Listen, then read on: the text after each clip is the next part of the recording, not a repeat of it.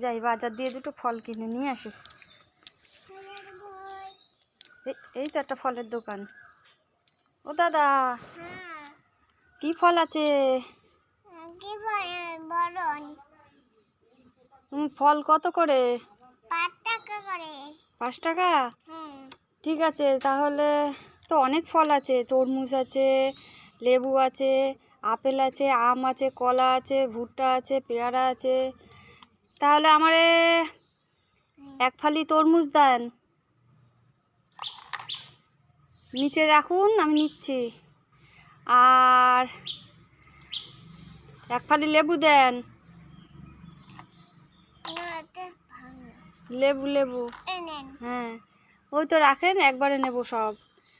Apple দেন, কলা দেন, কলা।